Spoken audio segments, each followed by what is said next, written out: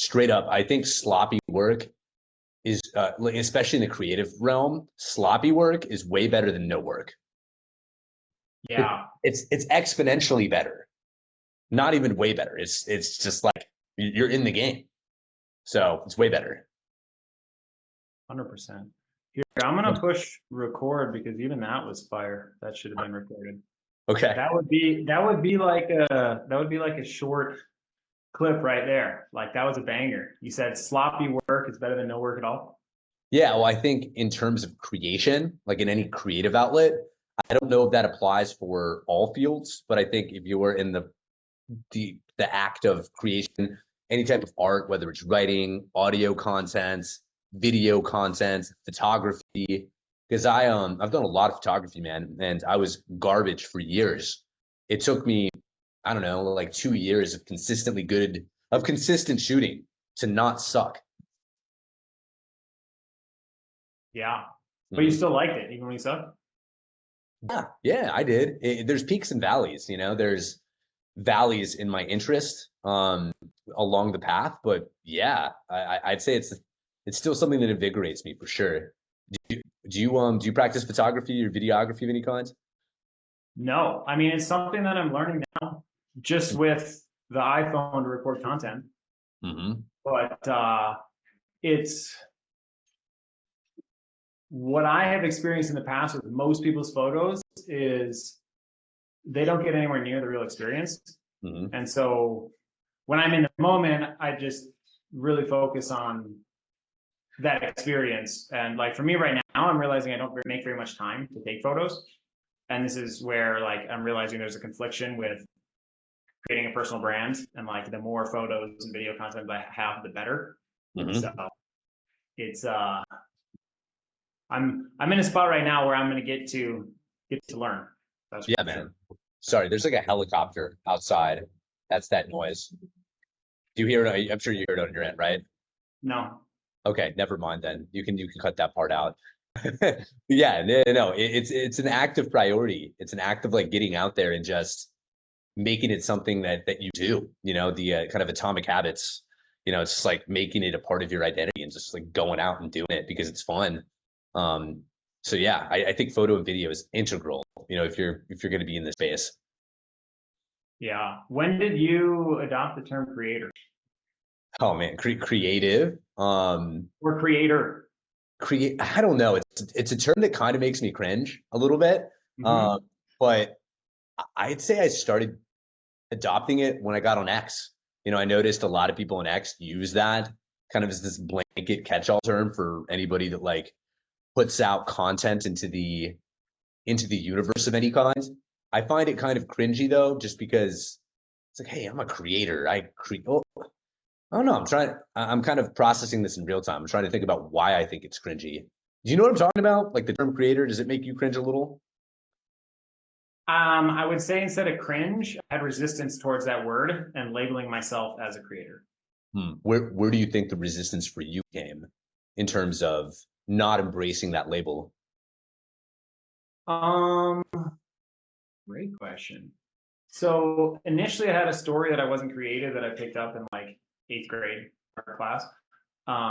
But I shed that belief. Now the creator, like you see things like people talk like Jack Moses talks a lot about the creator economy. So does, Dan Koh. And I think maybe there's some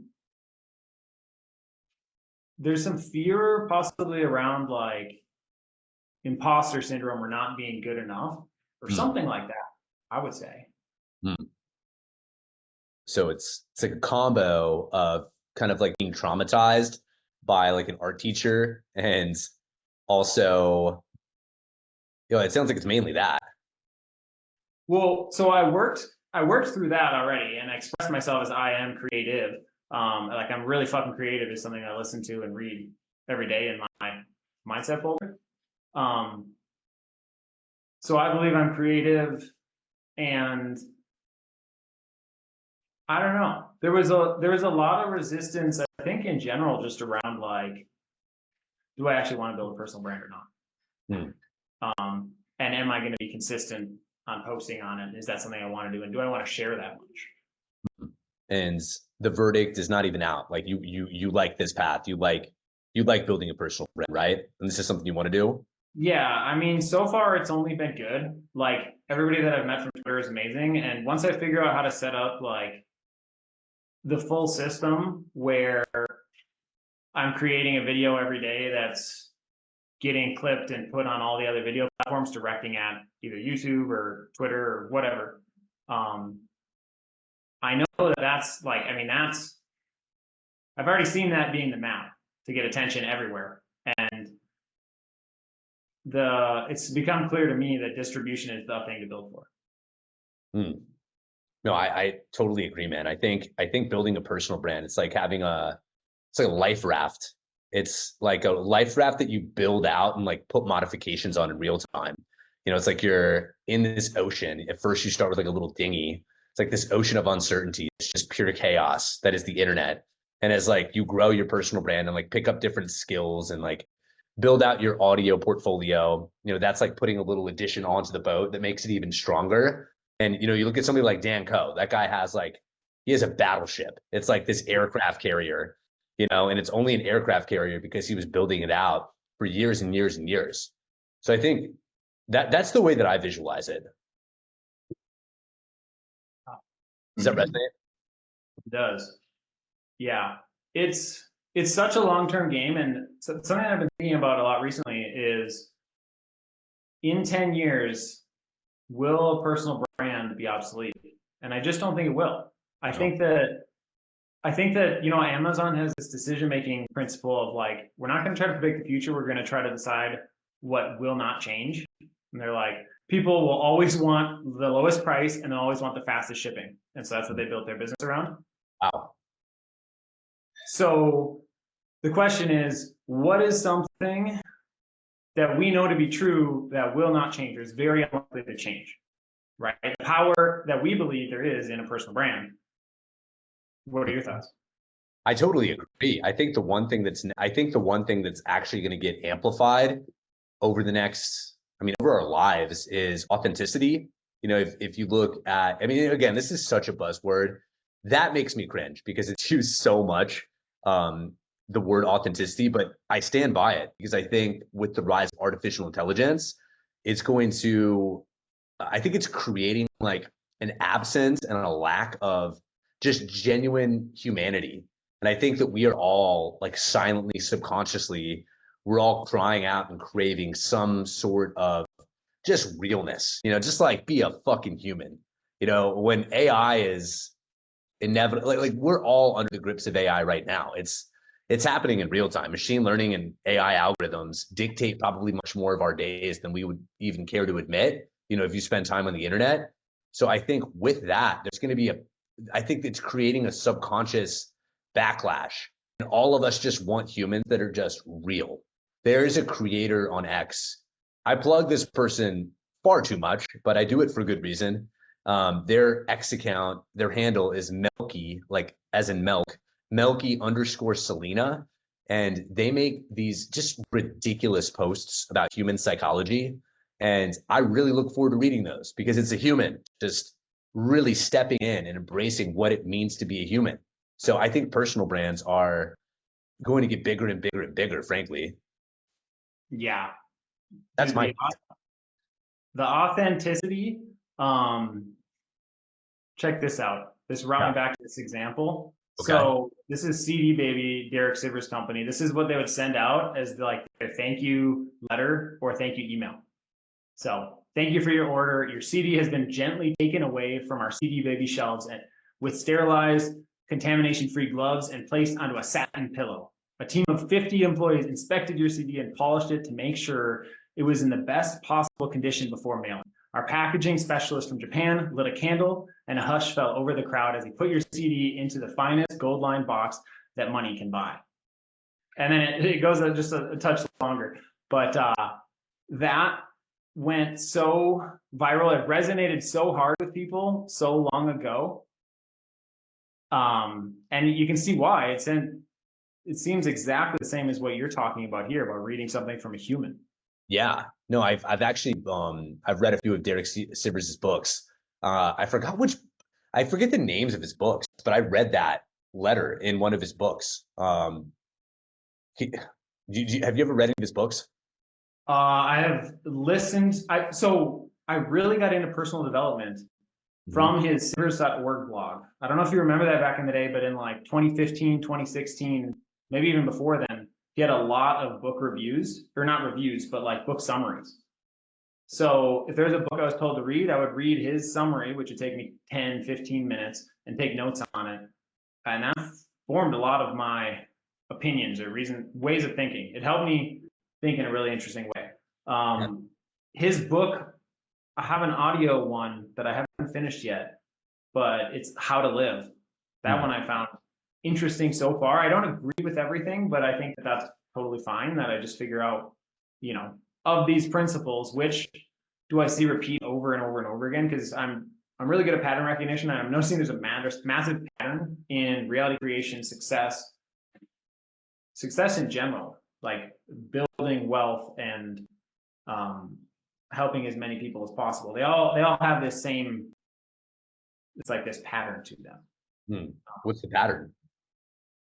I mean, they mentioned consistency a lot, intention, and visualization. So like some more like esoteric things that maybe we don't yet have the science to back how they work, but they work. Like So prayer, for instance. yeah. Hmm. So if I'm really fascinated. I'm sure you've seen this because Danny has really made it popular. We But I'm did. viewing everything through this lens, through this map, Yes. and everything makes total sense. Hmm. And for those listening, the maps of consciousness, David Hawkins. Yeah, no, it's a that thing is starting to really become kind of like this self-awareness Bible, for people on X. It's come up in a few of my podcasts. The last podcast, actually the second to last podcast I had, one of my guests brought that up, and I think it's really powerful. It really is. And we can talk about this in the podcast, sure. Like right now, I applied for one of Danny Miranda's retreats.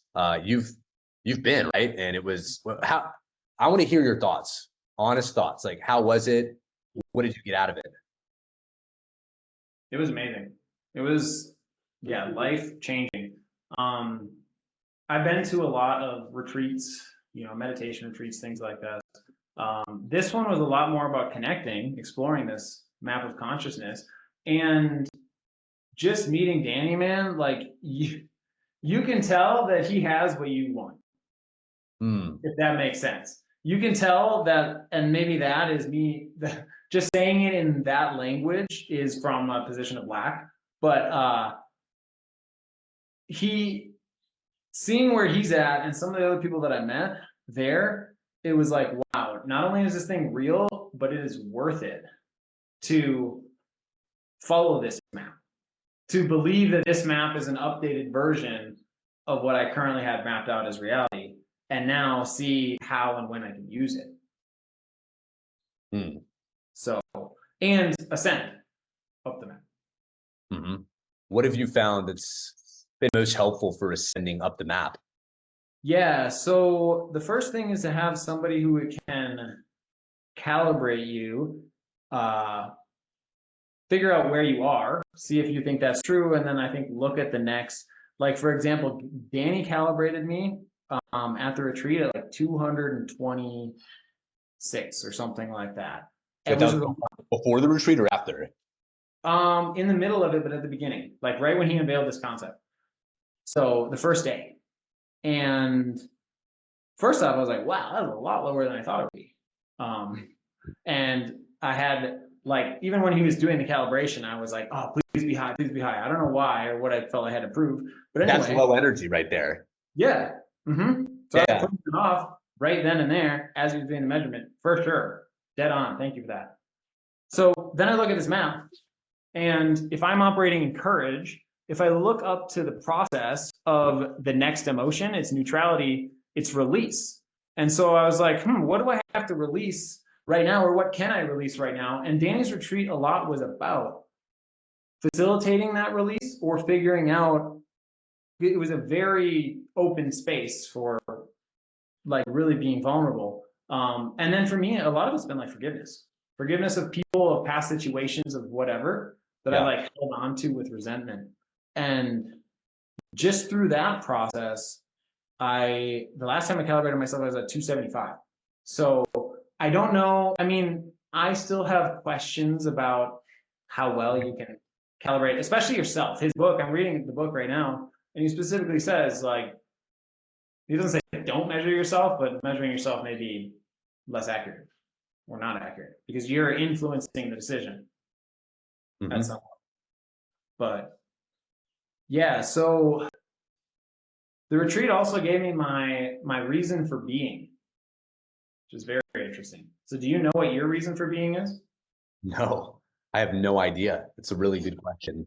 I mean, I guess I was straight, like I studied philosophy in school. So I think about everything through a very, I don't know, like might sound arrogant, but I try to critically think about everything. My first question is like, do we have one? Like, is there a reason for us to be? Yeah, that's interesting. So is that, would you say that's nihilistic, or would that be accepting that there is no reason and that's okay? No, I don't think it's necessarily nihilistic. I wouldn't call myself, I don't know, in a way I would call myself like an optimistic nihilist, like I am kind of I'm an absurdist, I think is a better way to put it.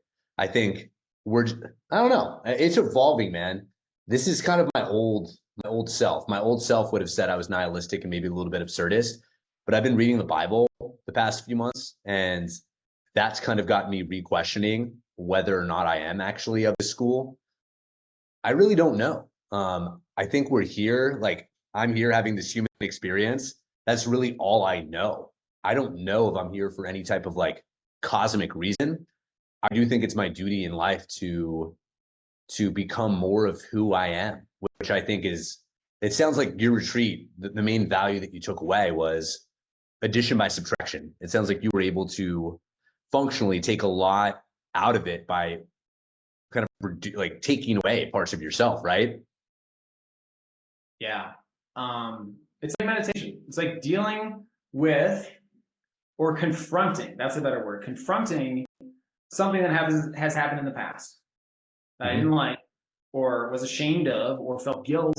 One of the really low emotions on the scale. Because Yeah, I don't like having, what's that? yeah, shame and guilt are like the lowest two, right? Exactly. Mm-hmm. Yeah. Yeah. So even just like a journaling exercise about things that for me it was really helpful. So Connor, I don't know if you know Connor Wiedner, I think is how you say the last The name. sales guy. Yeah, yeah, Um, yeah. I know Connor. yeah, yeah. So I met him at Danny's retreat. That was the other thing, was just like in general, whenever you go to a retreat or an event that's 3 grand or more or whatever, you're gonna meet cool people there, which is, it's like a guarantee. You're gonna meet interesting people, right? Whatever your definition of cool is, it doesn't matter. But there's, again, when you said at the very beginning, people craving this authenticity, this humanness, the in person with people who are specifically targeted at what you're interested in. It's like this concept that Balaji has about like distributed network states, Mm-hmm. right? It's like you have the network that's following this map of consciousness or interested in development and is on Twitter or whatever. So yeah, the the in-person events, I'm pretty confident. In-person is obviously the highest level of connection. That's what everybody wants, including us, probably, right? Mm-hmm. As to why we're in the creator economy, um, whether you like those terms or not. What comes up when you, just even when I say that, do you like feel a wince inside? No, no, no. It's not like too, it's not a deep cringe. I think creator economy actually doesn't make me cringe, but for some reason, there's something about an individual labeling themselves as a creator. I think that's the part that made my cynical self cringe because I have a cynical self. Have you ever read the book No Bad Parts? Are you familiar with No, that? nope. It's it's a really powerful book. So it's I'd recommend just maybe not even reading the whole book, but getting acquainted with the core ideas. It's the idea of that we all have parts inside of us. You know, we have different parts. Like, you know, you have a creative part, you have a childish part, you have a part of you that is arrogant, you have a part of you that's selfish, you have a part of you that's brilliant and creative. Like it's we have all these different parts of us, and they exist almost as quasi organisms within our own mind. And it's this school of psychology called internal family systems. It's got, I think his name is Richard Schwartzman. Dick Schwartzman is his name.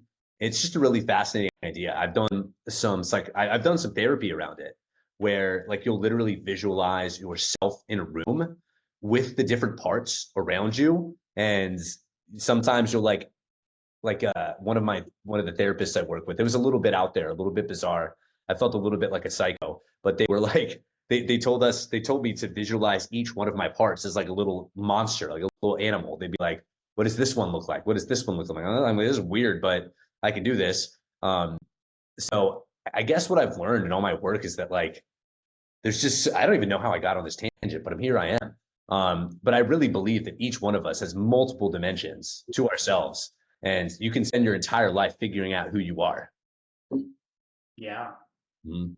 And does that feel like the if you had to pick like a ultimate purpose or whatever Mm. reason for being, does I mean what you described is basically self-actualizing, figuring out who you are and probably thriving in the most empowering, most fun way. At least that's how I would interpret it. Yeah, I would say that I think is the purpose for my life. You know, is self actualization.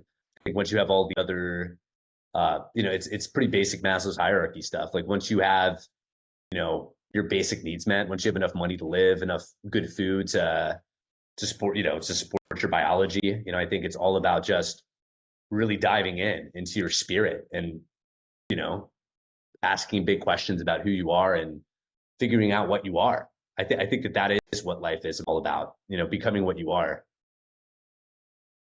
Figuring out what you are and Mm-hmm. becoming what you are, two different things. Yeah, I guess they are. I think it's two parts. You know, you have to, because it's just so tough for me to talk about this because I love this conversation, but it's triggering me because it's like, I'm realizing how little I know about even myself. But yeah, I think life is about diving in, connecting with God, and figuring out why we're here, why you're here, what your unique gifts are that you can offer the world. And I'm still figuring that out. I'm 33, man. I never realized that I would be 33 still figuring out what what I wanted to do in life. Yeah. Are you okay with that? Very much. Yeah, I am. Sometimes I grapple with it and I think I judge myself for it. I saw a post, you know, Noah Ryan. He's like Yeah. he posts all the health stuff. Like he posted this video essentially trashing this Instagram reel. It was like this kind of like soft millennial guy sitting under a tree. And he's like, we need to normalize not knowing who we are in our 30s and not knowing what we want to do. And he was like, no, we don't. I was like, yeah, we don't. We don't need to normalize that. I, What are your thoughts on that? Why do you say we don't need to normalize that? Hmm. Because I think that's a good point. That's a good question. I do think it's our duty as men to figure it out as early as we can and to figure out what our unique gifts that we can give society are. Yeah. But So I also think that I don't think we need to demonize people, you know, or treat them, you know, or look down on anybody that doesn't know. so Andy Frisella said it really well Mhm. on Danny's podcast right before talking about visualization, but that the education system is a handicapping system. Mm. And it cuts off a lot of people's curiosity, potential, labels them with bad beliefs, gets them to conform. It prepares them for a job. And we are realizing, and I'm 35, so I'm 2 years ahead of you.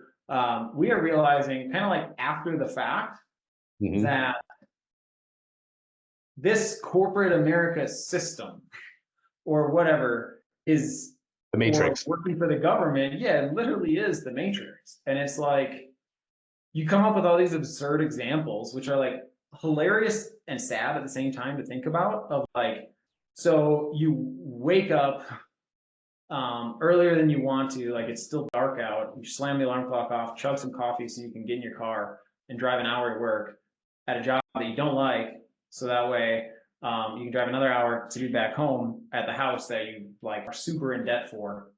Um, Yeah. and you need the job in order to have your car, and you need the car to get to the job. So it's like there's so many of these traps that the boomers fell for every single one. First off, I think it seems like they fell for every single side.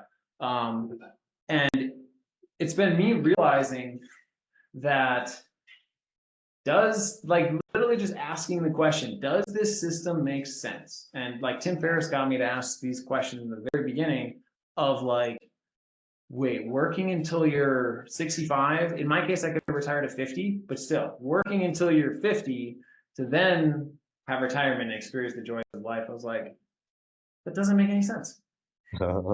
Yeah. Well, I hear you. I don't think the boomers fell for it though. I think they didn't have the internet. They didn't really have an opt-out clause, you know? Oh, Yeah. that speaks to the power of the internet. Yeah. So Danny was saying in one of his early podcasts, it might even been a tweet, but that we were still in the first inning of the internet. That's Maybe true. now we're in the second, right? Yeah. Or something like that. But the iPhone was 2008, right? Zoom got really popular in 2020. And then we don't even know. Like, I know that you're a big believer in Bitcoin. Yeah. So if this is a full upgrade to the communication system, because that's what I think that the internet is like communications and information as a system that comes to you. And if you do it right, you can pick the best information and also find and foster really cool connections. Yeah. And I think it's almost like, I think the internet's an extension of our nervous system. You know, if you know if your thoughts and beliefs are your operating system, I think the internet's this way to like almost upgrade the collective operating system of humanity.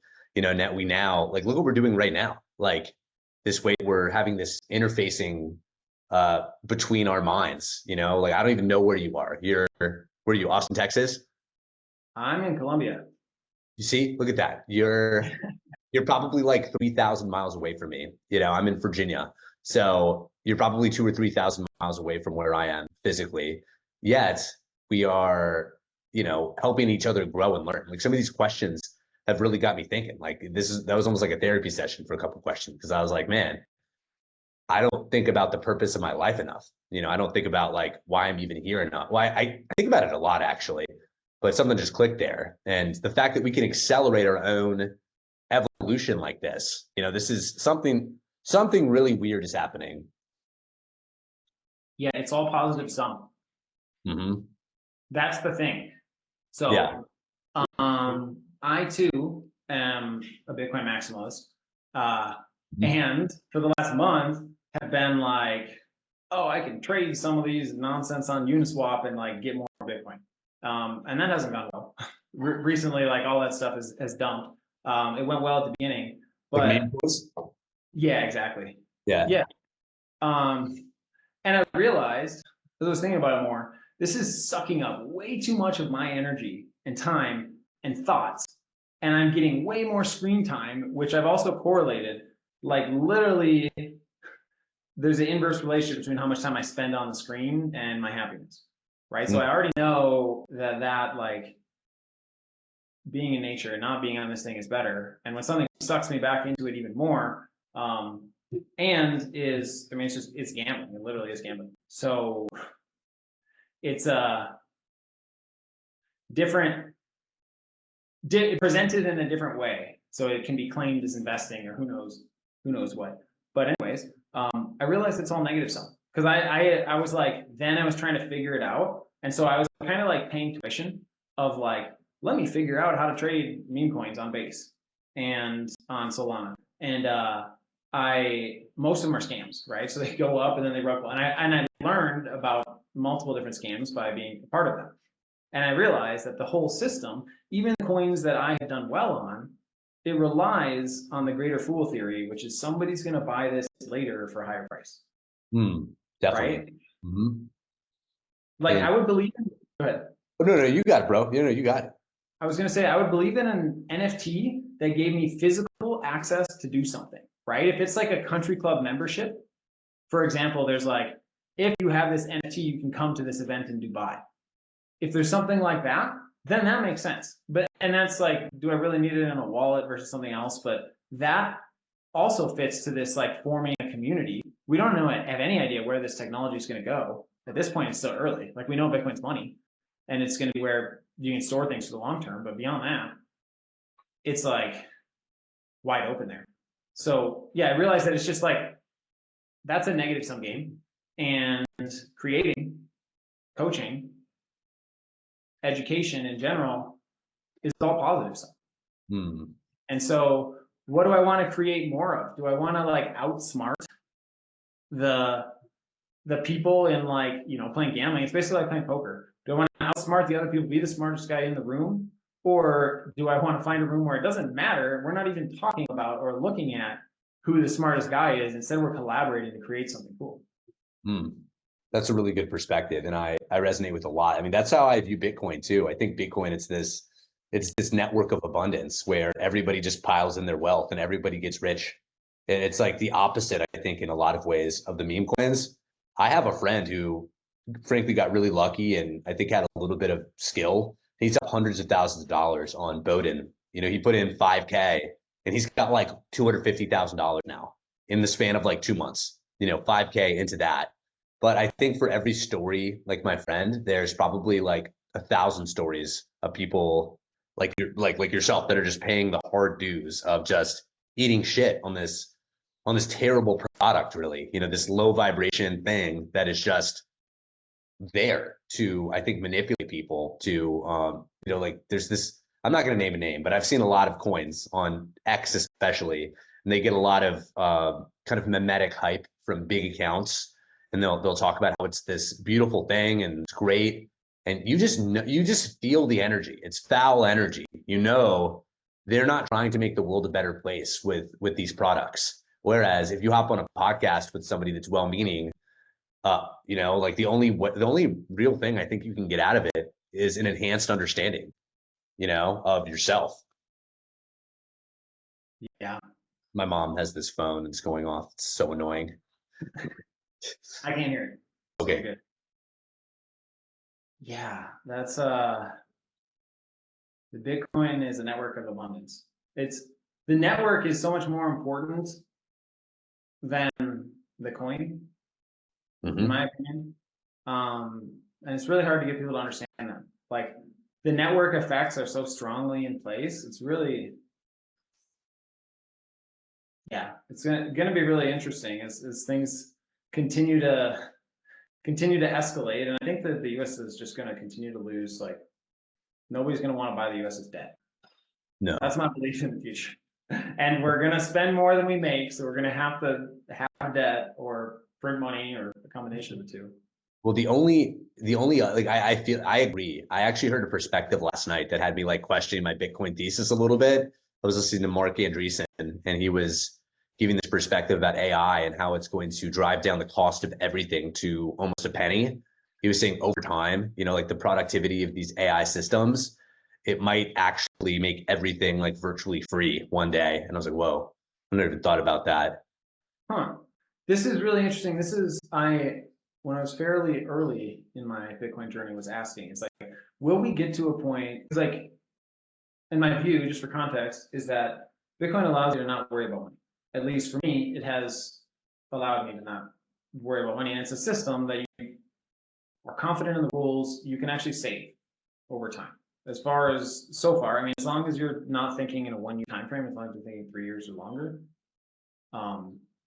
it's a system where you don't have to focus on that anymore.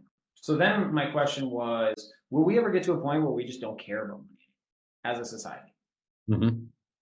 But then that would mean that people wouldn't have the desire to buy a Lambo or Rolex or they're easily available or free or who knows what. But what I want to know is if society is collectively, instead of living around 200, if society is collectively at 400 or 500, what, like, perhaps if we could get to a certain point in the collective consciousness that, yeah, money wouldn't matter.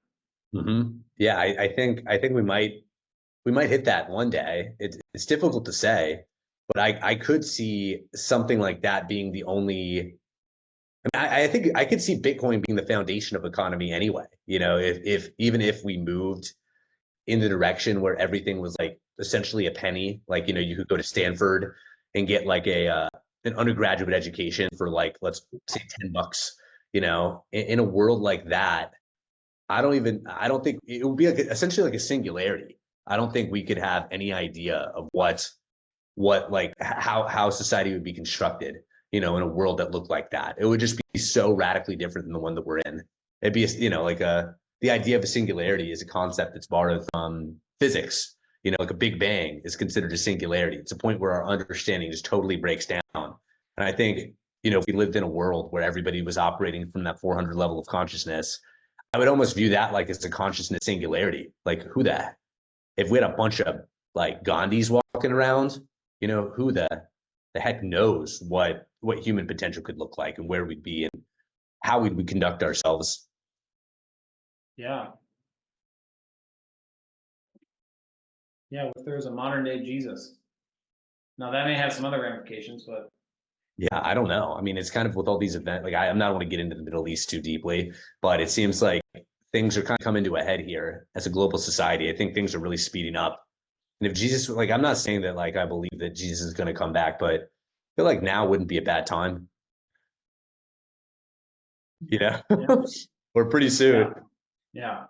Every generation, I think, to my knowledge at least, has thought they were the last, and they're on some form of extinction. Hmm. But it hasn't been the case. And like something that I thought about, because I recently got married, and I thought about, and I'm planning to have kids, and I thought about like how far back the chain was of unbroken of my father having kids, his father having kids, his father having kids, and it going like way into the like you can go forever basically, or you can go a long way into reversing that. And I want to go a completely different direction with this now. So I think it was Jack, maybe it was Danny, talking about the like all of the global consciousness rising and what that could potentially do. So I kind of lost how to tie these two together. Oh, no, that's good. I had a thought though too, Please, yeah, give about us what one. you were about what you were saying. I actually learned about it this weekend. I was at an art exhibit my mom lives in the Norfolk, Virginia area. I was at this art exhibit in Virginia Beach, and it had this idea that Aristotle had. He called it the scala naturae, and the scala naturae is the great chain of being, and it's just essentially like what you were describing is there has been a great chain of being that is connected to us literally, like in our cells, in our biology.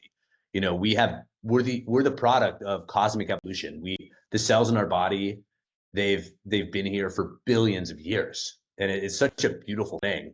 Whenever I remind myself of that, I'm like, it's very difficult for me to ever feel stress if I know and just have some type of awareness of just the billions of life forms that had to live and die like to get me here and successfully breed.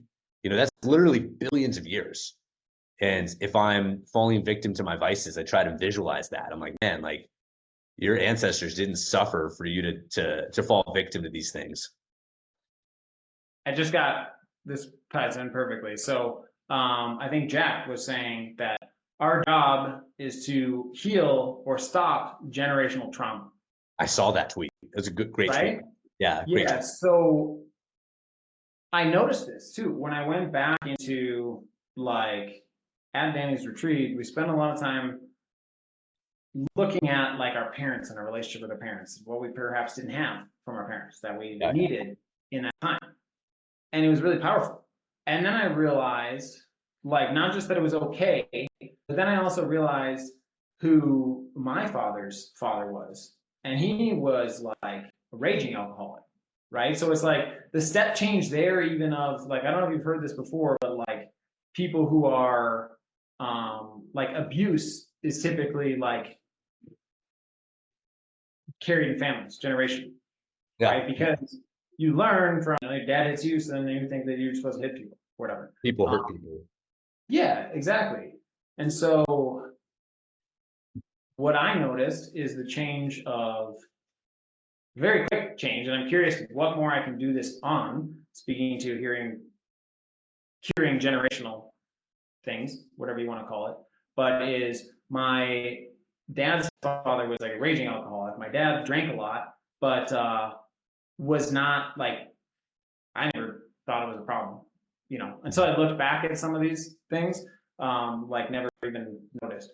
And then now I just have zero interest to drink alcohol, right? Mhm. Like just that, and as one instance, and then among many other, right? So then just like healing also all substance cravings, again, all vices, because that's like, I don't know, maybe that's what I came here to do. Yeah. I saw a video actually of you talking about your weed addiction with that coach in Texas. What's his name? Yeah, Hair. He's got the mullet. John, yeah, Yeah, John. Yeah, yeah. I had a call with him just talking about addiction and things like that. And I saw your video talking about marijuana addiction. And that's also been a huge vice for me in my life. And but ultimately, yeah, I think it's just hurt people. And if you think about our grandparents, I take it you're of probably European descent, right? Like your family came over from maybe Germany or Britain. I don't know exactly nowhere, but I think they our grandparents, their great grandparents, they lived very difficult lives, very hard, cold lives where they really had to just take care of shit. There was no time to mess around. But I think we've inherited this earth that's in a lot of ways just easier economically. We have a lot more free time. We have a lot more time to work on ourselves. And I agree with Jack's tweet 100%. I think it is our duty to do a deep dive and do that work because I think that is the most noble work we can do. yeah, absolutely. Mhm. The inner work, I think, is the most important work. Tej Dosa has a cohort that he runs called Clean Your Inner World. Incredible. Like 45 days, life changing. I think it's only $500. Um, I buy everything that Tej puts out because all of his stuff is good. And like I know he has built that reputation that, yeah, I will buy all his stuff. But like TEJ Dosa, right? I think I've seen him on Twitter. Yeah, it's at Comedic Bizman is his Okay. Twitter. I found it. Okay. Followed. Yeah. Yeah, he's got, man. And if you want a masterclass in email marketing too, like the freebies he gives, and then you just being in his funnel, you're like, I want to learn how to write emails like this for So sales pages. see, dude is just a beast. So what I think it is that his marketing is coming out of like 500. I think that's where it is. Wait, what's I'm not 500 sure. again? What is 500? Love, Love. love, yeah. So I think he was at the forefront of anybody on Twitter, like back in 2018, talking about spirituality. And I mean, David like, Hawkins, really. Yeah. what's that? And David Hawkins as well. Well, so I mean, I'm talking about in the corner that we called Money Twitter. I don't know if you're Oh, ever a part of Money Twitter, but for a bit. before it became X and several years ago, there's a lot less competition, a lot less brands. Um, It was easier to grow, I heard. I heard it was a lot. I heard even like, because I started posting consistently on X like August last year. So I haven't even been here a full year, but it feels like 5 years. And I, I heard that Money X was it seems like Money X is almost dead right now. Like it's not, it's changing. I think yeah, it's splitting into there's like the creator economy. Also, a lot of the stuff that Money Twitter used to do, yeah, like, and these were things that I first learned from J.K. Molina, but they kind of just like broke because everybody started doing them. true. So Yeah, yeah, it that's good. was like J.K. Molina literally like taught people to send cold DMs. Like, I mean, he didn't. Everybody's been doing that beforehand, but his program was literally about growing with giving away the auto DM, right? I'm going to give you this valuable lead magnet if you like, comment, and retweet, Oh, so he right? was the pioneer of that entire business model, really. I don't know. Somebody might have been before him. He's who I learned it from. Okay. But that worked really well for a time. And now the retweets don't really work, or don't work as well. But that used to just fill calendars. And so that's like how, and this was only like 2 years ago. But also sending outbound cold DMs to anybody who liked your stuff or was on your radar or might be possibly interested was like, he showed scraping tools and how to create a system around it and things like that. And now, I don't know about you, but you got guys telling you if they could get you 20 leads, um, or you don't pay, would that be interesting to you? And them asking you all these, like offering you all these different things. You need a landing page, you need all this stuff. That was a lot less common a Mhm. while ago. I see. Yeah, and I think you're honest. I think what happens in any marketplace or environment, I think this is true in nature and biology. It gets increasingly complex, and I think we're just seeing layers of complexity go by. Like the whole money X, money Twitter thing is like the old modalities totally played out, and the creators that I see, like I had a tweet today that's actually going somewhat like mildly viral for me, and it's because I was just like really authentic. I was raw. I talked about how I was jealous about something. I talked about actually how I was jealous a little bit at young creators that are getting into the creator economy at ages like before the age of 25. I was essentially like, you don't know how good you have it right now. Like if you're going to continue to post for 10 years and you're like 23, like you're going to be like a total boss in 10 years. So I made a tweet about how that makes me jealous, but while there's a little bit of jealousy and I recognize the jealousy, it makes me more happy and excited. But I think rawness is the new currency that's going to succeed on X. There's no templates anymore. There's no like, sure, you can have some viral tweet about, you know, uh, Tony Robbins or Naval Ravikant's best lessons. Like that's always going to hit if it's done well. You put time and effort into it. But I think that format and template of tweeting is going out the window. And I think what people want is they want you. They want your soul, because what else can you give them that's unique? Yeah. They want your soul. Not in a bad way, That sounds like demonic, but Yeah. they want it. They want you, They want the products of your unique human brain. Yeah. And all the raw stuff I've ever posted, I actually went really viral like a few weeks ago. It was not fun, to be honest. It was not fun. I think my post ended up getting like 600,000 impressions, and it was this post I made about being in a coffee shop, and I was that in that day I was tired. That tweet came from a low state. I was not I was not in a high state when I wrote that tweet. It was about I was sitting in a coffee shop and there was these two kind of nerdy looking video game kind of kids, that were like kind of just like frail looking and just very like what I deem they're guys you would think if they were to have their testosterone measured, it'd be very low, and I just thought that in my head. Like I was like, look at those guys, not judging. I was just like, look at and then I just was sitting there writing and I like listened, they were sitting like 5 feet away from me. So you don't have to try hard to listen to somebody that's sitting that close to you. And I just kind of would like periodically tune into their conversation. It was just all about video games. It was all about like just things that I viewed as kind of like distractions. And I tweeted out and it really triggered so many people. And I was glued to my phone all day because my phone was just blowing up with notifications and comments and like reposts. And it was not what I thought it would be going viral. What was the negativity about? It was about, I think a lot of people thought I was being judgmental and I could totally see it. Now that I read it, it was a little judgmental. Um, So I think that was the negativity. They were essentially like, look at this dude with glasses, thinking he's better than these guys at the coffee shop. That was pretty much the whole critique. And it was wild that the internet kind of like I ended up getting like 300 new followers from it and like a lot of impressions. And overall, I actually think it was good for my brand, but it just wasn't fun going through it. So I guess one of the lessons I took away from it is like be careful what you wish for because I had actually talked with Jack that week because he had that Naval Ravikant post that just it went absolute ape shit. I think he got like 3 million views, and Yeah. it's just really solid, valuable information that he wrote down. And I was like talking with him. I was like, dude, like, what was your strategy for that? Like, how'd you go viral in that? You know, and I picked his brain a little bit, and I was like, man, I'd love to just get viral one day. And Jack was like, so why do you want to go viral? I was like, good question. And I was like, yeah, I guess ideally, like the information I put out, I would want it to be valuable for a lot of people. He was like, well, that's a good reason. And then I ended up going viral for the wrong reasons. So there's a lot of lessons there.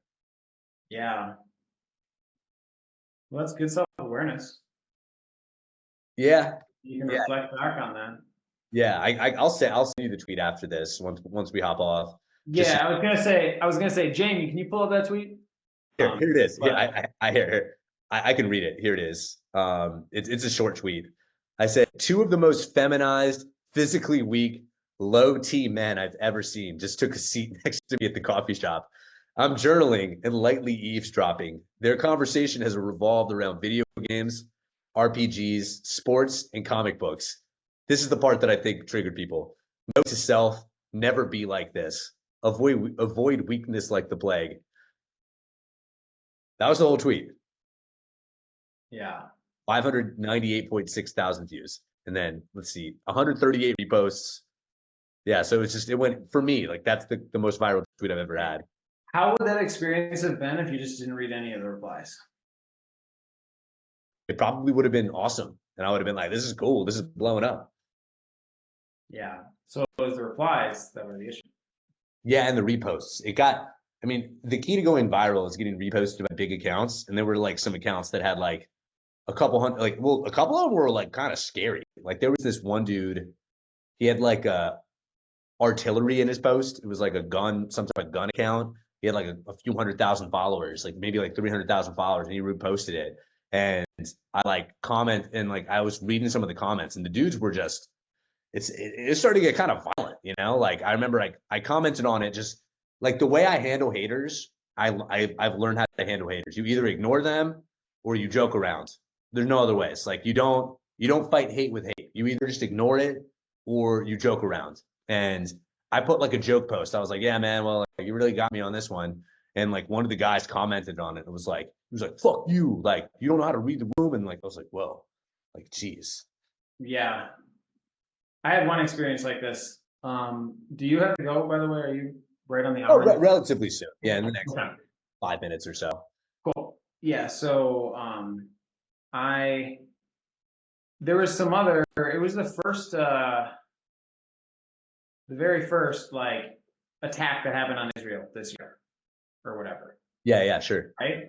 Um, and it was after that had happened, and there had been like nonstop, propaganda and whatever. I mean, maybe some of it's true, but who knows how much? And just so much that on the timeline everywhere. And I was like, thought I had muted all the words, and then this one popped up, and I had said something about like it's all propaganda, like stop looking, like get this off my feed or something like that. And then I got a lot of engagement for that Like post. you commented on like Somebody, it was something that I didn't want to see. It was like something I didn't want to see, and I commented on it out of like anger, out of like, don't show me this shit, like, and also just like stop. And I said, I had the word propaganda in there, and so this immediately, like anybody who doesn't believe in propaganda or believe full heartedly in whatever the situation was being portrayed to be, was instantly like very triggered. yeah. Right. But then it also resonated really hard with other people, and that's why it got more engagement and posts. And then I like was like, maybe I can keep this going. And so I don't know if it was a reply or a retweet. And I was like, oh, I guess being polarizing works or something along those lines. And one of the responses that I got back was just like hate. And yeah, just like reading that, I was like, ugh, that does not feel good. So No. if you got any of those like hate like posts, like I think it's something that we need to learn because we don't have the ability yet, or maybe that's just a belief, but I think it's something we really need to learn how to do is be able to take or deal with that really negative post because it's gonna come, and the more viral you go, the more popular you get, the more negativity you get. Exactly, man.